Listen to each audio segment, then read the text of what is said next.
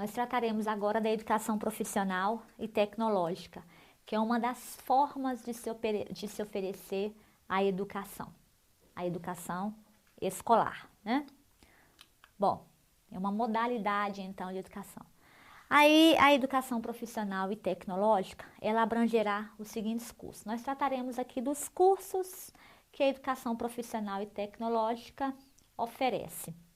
Bom, a educação profissional e tecnológica, ela está diretamente ligada ao mundo do trabalho, uma vez que a nossa LDB afirma que a educação escolar, ela será vinculada ao mundo do trabalho e às práticas sociais. Então, o foco dessa educação profissional e tecnológica é preparar as pessoas para o mundo do trabalho. Bom, e aí como cursos que integram a educação profissional e tecnológica, nós temos os cursos de formação inicial e continuada ou cursos de qualificação profissional.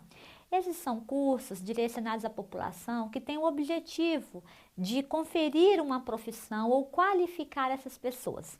A formação inicial diz respeito a aqueles cursos, aquela formação que habilitará a pessoa ao exercício de uma profissão. É a formação primeira, daí o nome ser formação inicial. A formação continuada ou qualificação profissional diz respeito àquelas formações em que os profissionais habilitados têm acesso, ou seja, é a continuidade do que foi adquirido na formação inicial. No caso do Distrito Federal, nós temos alguns centros de educação profissional em que nós temos esses cursos de formação inicial e de formação continuada. Aí nós temos aí curso de padeiro, curso de cabeleireiro. Nós temos cursos que habilitam as pessoas ao exercício de uma profissão. Nós temos também a educação profissional técnica de nível médio, que nós já tratamos em aulas anteriores. A educação profissional técnica de nível médio é uma forma de se oferecer o ensino médio. E essa educação profissional técnica de nível médio, ela pode ser oferecida de forma articulada com o ensino médio. Então, o aluno cursa o ensino médio e cursa também a educação profissional técnica, e ela também pode ser oferecida subsequente ao ensino médio para aqueles alunos que já cursaram o ensino médio e que desejam agora ter uma profissão técnica. Nós temos também a educação profissional tecnológica de graduação e pós-graduação. Aqui nós temos os cursos de graduação e de pós-graduação que estão ligados à educação profissional tecnológica. São os cursos tecnólogos que vêm cada dia mais tendo espaço na sociedade brasileira. Normalmente são cursos de menor duração se comparados às licenciaturas e aos bacharelados, mas são cursos, no caso, se for graduação, são cursos de graduação e de pós-graduação. Esses cursos que são da educação superior, eles têm como foco a preparação para o mundo do trabalho. E falando em educação superior, nós passaremos então para a educação superior, que é um dos níveis de educação escolar. Nós vimos logo na nossa primeira aula sobre LDB que a LDB, ela disciplina um tipo de educação, e essa é chamada educação escolar. A educação escolar, que é a disciplinada pela LDB, a educação escolar, ela é desenvolvida predominantemente por meio do ensino em instituições próprias. Ela apresenta apenas dois níveis: a educação básica e a educação superior. A educação básica, por sua vez, ela apresenta três níveis: a educação infantil, o ensino fundamental e o ensino médio. A educação superior, ela apresenta cursos e programas, e é sobre isso que nós trataremos daqui por diante, sobre a educação superior, um dos níveis da educação escolar. Bom, em se tratando da educação superior, nós temos os cursos, os programas que integram a educação superior. Nós temos então a graduação, a pós-graduação, os cursos sequenciais e os cursos de extensão. Os cursos de graduação são aqueles direcionados às pessoas que já concluíram o ensino médio ou equivalente. E para que essas pessoas possam ingressar nos cursos de graduação, há necessidade, há como requisito a classificação em processo seletivo. A nossa LDB não utiliza a expressão vestibular, ela fala num processo seletivo. E essas pessoas têm de estar classificadas dentro do número de vagas para que elas possam ingressar nos cursos de graduação. E os resultados dos processos seletivos têm de ser divulgados, deve haver uma divulgação com a relação nominal dos alunos, a classificação deles e também o cronograma das chamadas para matrícula. Essa é uma exigência que a nossa LDB faz. Nós temos os cursos de graduação que são destinados às pessoas que já têm graduação, a pós-graduação, pós a graduação. Os cursos de pós-graduação são destinados àqueles que concluíram a graduação. E dentro dos cursos, dos programas de pós-graduação, nós temos então a especialização, temos o mestrado, temos o doutorado, temos os cursos de aperfeiçoamento e temos a previsão de outros programas que possam ser criados. Então, aqui nós temos programas que estão inseridos na pós-graduação. Aqui eu quero fazer uma observação. Para que se possa cursar um mestrado, não há a obrigatoriedade de se ter a especialização. Para que uma pessoa faça o mestrado, por exemplo, ela deve atender aos requisitos das instituições de ensino, que podem exigir ou não a especialização. É muito comum nós associarmos a pós-graduação apenas à especialização. É muito comum ouvir as pessoas falarem assim: ah, eu estou fazendo uma pós. Normalmente as pessoas não dizem eu estou fazendo especialização. Elas afirmam eu estou fazendo uma pós. Então, o senso comum atrela a pós-graduação e a especialização, e é como se o mestrado e doutorado não estivessem inseridos na pós-graduação, mas fossem níveis acima. Isso não acontece. Todos esses programas aqui estão inseridos na pós-graduação. E não há necessidade de ter cursado um para cursar o outro necessariamente. Para que as pessoas possam cursar estes programas aqui de pós-graduação, elas devem atender aos requisitos das instituições de ensino. E cada instituição de ensino vai ter o seu requisito. Por exemplo, uma instituição de ensino, para que a pessoa possa cursar o mestrado, pode exigir que ela tenha uma especialização na área em que ela deseja cursar o mestrado. Uma instituição de ensino para o mestrado pode exigir que as pessoas dominem apenas uma língua estrangeira moderna, como por exemplo o inglês. Outras instituições podem exigir que as pessoas dominem uma língua estrangeira, duas línguas estrangeiras modernas, como por exemplo o inglês e o espanhol. Depende. Então, cada instituição de ensino vai ter as suas regras para o ingresso nesses programas de pós-graduação. Nós temos também os cursos sequenciais. Os cursos sequenciais, eles são cursos superiores, mas não são cursos de graduação. Os cursos sequenciais são dirigidos àquelas pessoas que tenham concluído o ensino médio e eles são destinados a fornecer uma formação complementar ou uma formação específica. Então, a formação complementar, imagine que uma pessoa tenha cursado a faculdade de letras, mas ela quer melhorar o seu currículo, ela quer fazer um curso sequencial de revisão de textos, por exemplo.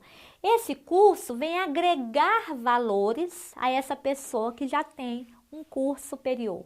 Ou, não, eu tenho ensino médio, eu quero fazer um curso sequencial, porque os cursos sequenciais tem uma duração, via de regra, tem uma duração menor que os cursos de graduação, eles têm uma duração mínima de 2 anos. As pessoas Então, essa pessoa, agora eu quero fazer um curso superior, mas eu não quero fazer uma graduação, porque a graduação ela é mais demorada. Ou então, o curso que eu quero fazer não é oferecido na graduação, mas é oferecido como um curso sequencial. Então, os cursos sequenciais são dirigidos para quem concluiu o ensino médio e ele ou dará uma formação específica. Então, digamos, eu não tenho um curso superior, tenho um ensino médio e eu quero fazer um curso sequencial de transações imobiliárias. Um exemplo aqui que eu estou criando. Esse curso é um curso superior, mas não é um curso de graduação. Ou sou formada em letras, quero melhorar o meu currículo para atuar numa determinada área. Vou fazer um curso sequencial de revisão de textos. Esse curso veio complementar uma formação superior que eu já tenho. Então, o curso sequencial, ele pode me dar uma formação específica ou ele pode complementar uma formação que eu já tenho. E para fazer os cursos sequenciais, há necessidade de ter o ensino médio. Os candidatos aos cursos sequenciais devem atender aos requisitos estipulados pelas instituições de ensino. Bom, os cursos de extensão são cursos oferecidos pelas instituições de ensino superior e para que as pessoas possam se matricular neles, elas devem atender aos requisitos estipulados pelas instituições. Bom, esses aqui então são os cursos. Eu já encontrei em várias provas a seguinte afirmação: os cursos sequenciais não são cursos da educação superior. Errado. O que ocorre é que esses cursos ainda são poucos conhecidos pela nossa população e então poucos sabem que esses cursos de fato existem, não são todas as instituições que oferecem, então eu já vi em algumas provas a afirmação de que os cursos sequenciais não são cursos superiores. A questão então estava incorreta, porque os cursos sequenciais são cursos da educação superior. Ainda sobre a educação superior, as instituições precisam ser credenciadas pelo poder público para funcionar. Os cursos a serem oferecidos pelas instituições de ensino superior, se não for de universidades, precisam ser autorizados e depois de 50% da carga horária cumprida daquele curso, esse curso passará por um processo então de reconhecimento. O que eu quero ressaltar aqui é que o prazo para a autorização do curso, para o seu reconhecimento e o credenciamento das instituições, esses prazos aqui eles são limitados, porque as instituições de educação superior, elas passam por uma avaliação que é realizada pelo poder público. Então, de tempos em tempos, essas instituições são avaliadas e caso ocorram problemas e caso esses problemas não sejam sanados no período destinado pelo poder público, essas instituições elas poderão perder o seu credenciamento, perder a autorização para oferecer cursos. Isso quer dizer que são penalidades que as instituições podem sofrer. Então, esse prazo de credenciamento, autorização e reconhecimento de curso são prazos limitados, porque de tempos em tempos as instituições são avaliadas e caso não atinjam o mínimo de qualidade estabelecido pelo poder público, elas poderão então ter esses direitos aqui cassados. Bom, o ano letivo na educação superior, ele é independente do ano civil. O ano civil é aquele que começa em 1º de janeiro de um ano e termina em 31 de dezembro daquele ano. Primeiro, o ano letivo na educação superior é independente, ele funciona independentemente do ano civil.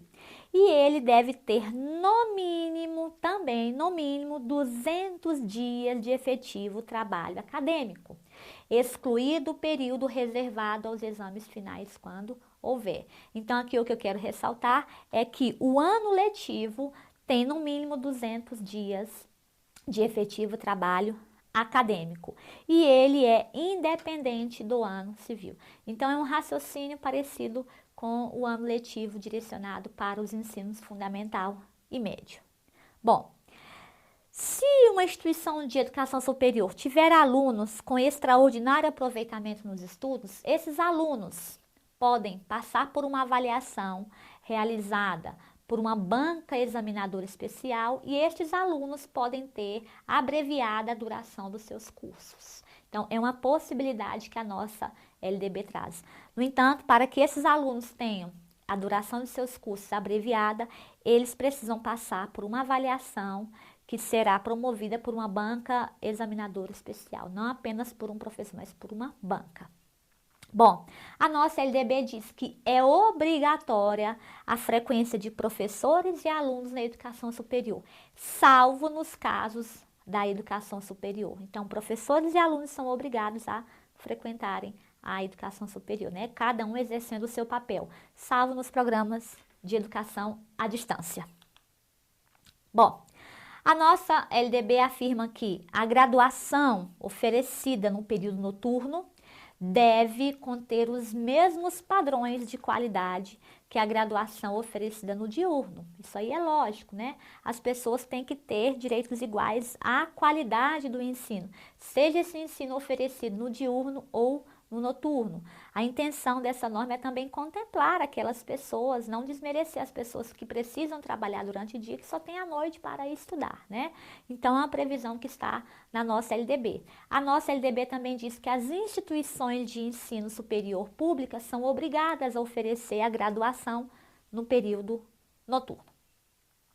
Bom, em relação aos diplomas, dos cursos oferecidos pelas instituições de educação superior, a nossa LDB afirma que os diplomas que são conferidos pelas universidades são por ela registrados. Então, estudou numa universidade, seja ela pública ou privada, esses diplomas serão registrados, né, para que tenha validade nacional, eles serão registrados pela própria universidade.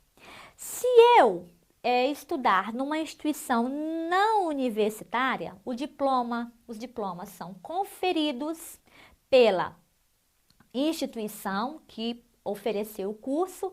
No entanto, esses diplomas são registrados por uma universidade indicada pelo Conselho Nacional de Educação. Então, é assim, estudei numa universidade, é a universidade que vai expedir e registrar o diploma. Estudei numa instituição não universitária, em faculdades isoladas, Instituto de Educação Superior. Estudei numa instituição não universitária, esse diploma vai ser expedido pela instituição em que eu estudei, mas ele vai ser registrado por uma universidade indicada pelo Conselho Nacional de Educação. Bom, não estudei no Brasil, fui fazer graduação, cursar graduação fora do país. Então, os diplomas de graduação expedidos por universidades estrangeiras, eles devem ser revalidados no nosso país. E para que haja revalidação, essa revalidação, no caso dos diplomas de graduação, essa revalidação será conferida por uma universidade pública que tenha o curso em área afim. Então, no caso de diploma de graduação expedido por universidade estrangeira, é uma universidade pública que tem o curso naquela área ou área afim, é uma universidade pública que revalidará esse diploma de graduação. Então, gravem isso. Se for diploma de graduação expedido por universidade estrangeira, só uma universidade pública aqui do nosso país que poderá revalidar, desde que ela tenha curso na mesma área ou área afim. Bom, se for diplomas, se nós tivermos diplomas de mestrado e de doutorado expedidos por universidades estrangeiras, neste caso, esses diplomas eles deverão ser revalidados por instituições que tenham cursos nas mesmas áreas ou áreas afins em mesmo nível ou nível equivalente. Então, se uma pessoa cursar o mestrado numa universidade estrangeira, o mestrado, por exemplo, em educação, esse diploma de mestrado, ele poderá ser revalidado por uma universidade brasileira, aí pode ser pública ou privada, desde que essa universidade tenha também o mestrado em educação, pelo menos um mestrado em educação. Agora, outra situação. A pessoa cursou o doutorado em educação numa universidade estrangeira.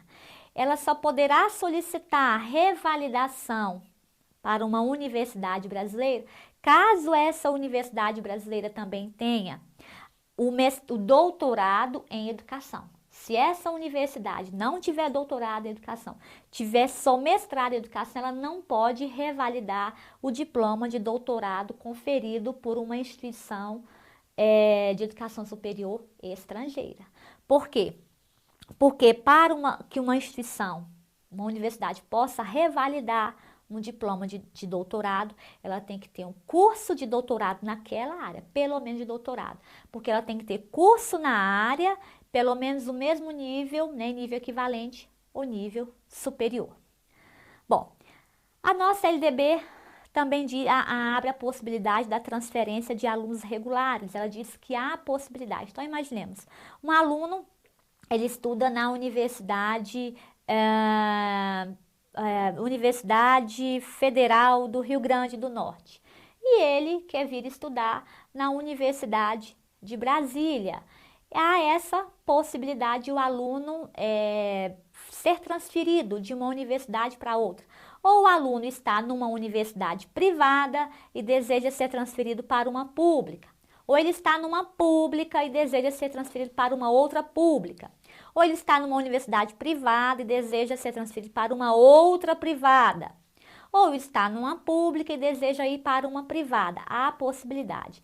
No entanto, para que haja a transferência de alunos regulares de instituições de ensino superior, de educação superior, é preciso que haja vagas na instituição em que o aluno será transferido e ele deve passar por um processo seletivo. A nossa LDB não fala como que será esse processo seletivo, fica a cargo das instituições de ensino disciplinarem, mas há a possibilidade de o aluno ser transferido da pública para a pública, pública para a privada, privada para a privada e privada para a pública. Há essa possibilidade no caso de existência de vagas e no caso também de o aluno passar por um processo seletivo. Bom, há a possibilidade também de o aluno ser matriculado em disciplinas de cursos. Aqui nós temos a disciplina de curso de alunos não regulares. Então imagine, eu não faço um determinado curso numa universidade, mas eu quero me matricular numa disciplina que esse curso oferece, que são os alunos não regulares, são os alunos especiais. Então, o aluno ele pode ser matriculado na disciplina, não é no curso. Há essa possibilidade de haver essa matrícula. No entanto, tende a ter vagas na disciplina e o aluno também deve passar por um processo seletivo, assim como na transferência. Nós faremos agora alguns exercícios sobre educação superior. Vamos lá. 1. A educação superior abrangerá os cursos, ficou faltando, né? Abrangerá os cursos de graduação e de pós-graduação somente. Aqui a questão está errada. E ela está errada porque a educação superior abrangerá os cursos de graduação, pós-graduação, cursos sequenciais e cursos de extensão. O somente, então, tornou o item incorreto. 2. A educação superior será ministrada somente em instituições de ensino superior públicas. A questão também está errada, como a anterior. Por quê? A educação superior ela pode ser ministrada em instituições públicas, mas também em instituições privadas. Uma vez que, de acordo com a nossa LDB, o ensino é livre à iniciativa privada, que, de acordo com a nossa LDB, um dos princípios do nosso ensino é a coexistência de instituições públicas e privadas de ensino. 3. Os diplomas dos cursos superiores reconhecidos quando registrados terão validade nacional como prova da formação recebida por seu titular. Certinho. Para que os cursos, os diplomas tenham validade, eles precisam ser registrados. Vamos continuar com outros exercícios. Aqui. Na educação superior, o ano letivo regular, que é dependente do ano civil, tem no mínimo 200 dias de trabalho acadêmico efetivo, incluído o tempo reservado aos exames finais, quando houver. Aqui a questão está errada e ela apresenta 2 erros. Na educação superior, o ano letivo regular, que é dependente do ano civil, errado. O ano letivo é independente do ano civil. O ano civil começa em 1º de janeiro e termina em 31 de dezembro de um ano. O ano letivo não precisa atender a esse ano civil. Ele pode começar em agosto e finalizar em julho do ano seguinte, em junho do ano seguinte. Não há essa necessidade de o ano letivo seguir o ano civil. Normalmente ele segue sim. E aqui diz, ó, na educação superior, o ano letivo, que é dependente do ano civil, aqui está errado, tem no mínimo 200 dias de trabalho acadêmico efetivo, incluído o tempo reservado aos exames finais. Aqui é errado, porque é excluído o período reservado aos exames finais, quando houver. Se houver um dia apenas para a avaliação final, para um exame final, para uma recuperação, para uma prova, esse dia é excluído dos dias letivos. Se na prática isso não acontece, nós não vamos trazer a prática para cá, porque as bancas examinadoras não querem saber da prática, elas querem saber do que está previsto na legislação. 5. É obrigatória a frequência de alunos e professores, inclusive nos programas de educação à distância. Aqui a questão está errada. A nossa LDB diz que é obrigatória a frequência de professores e alunos, salvo nos programas de educação à distância. 6. Os cursos sequenciais são considerados como educação superior. Certinho, a questão está correta. 7.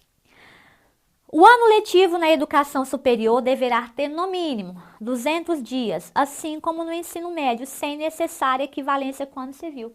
A questão está correta. Bom, nós finalizamos aqui os aspectos gerais sobre educação superior e nos encontraremos em outras aulas sobre a LDB. Até lá, um abraço!